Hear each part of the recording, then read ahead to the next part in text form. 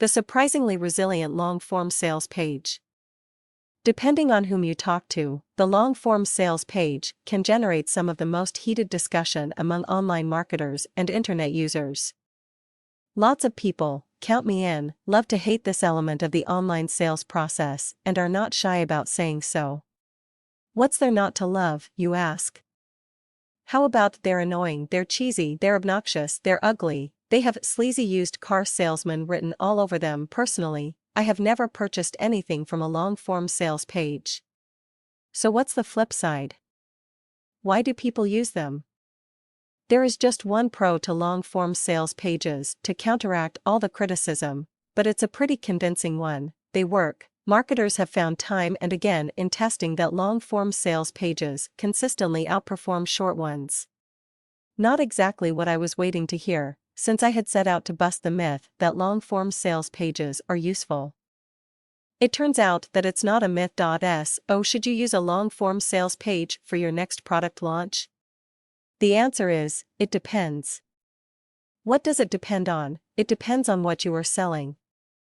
If the product you are selling is not something that people would naturally be looking to buy, then it could probably benefit from the extra explanation afforded by the long-form sales page. Think about it: if you are in the market for a table or a toothbrush, you probably won't need 1,000 plus words devoted to convincing you to buy, unless it's a robot toothbrush. But if it's an info product that could improve your life or your bottom line in a way that you hadn't thought of, those 1,000 words just might be what it takes to get you to reach for your credit card. It depends on whom you are selling to. Who is going to buy your product? Who is your target market?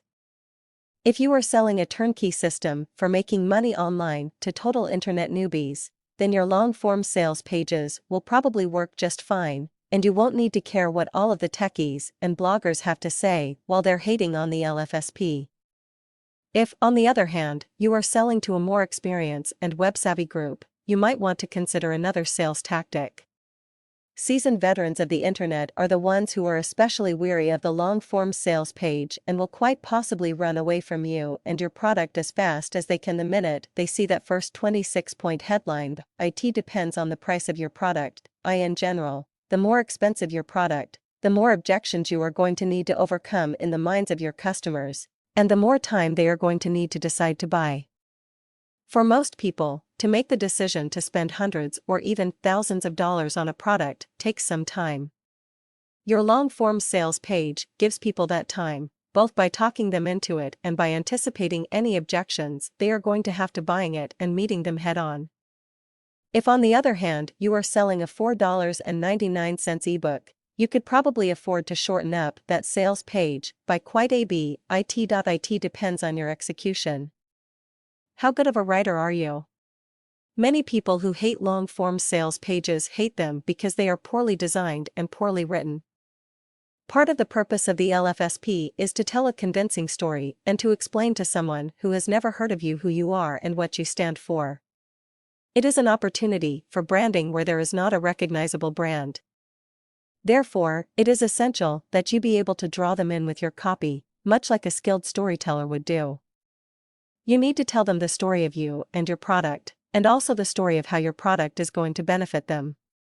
This requires a certain amount of writing skill, and if you don't have it, you should find someone who does and have them write your sales page. One thing to keep in mind as you make the decision about whether or not to use the long-form sales page is this: one of the reasons that they work so well is because ideally, you control the customer's attention for the time they are on the page.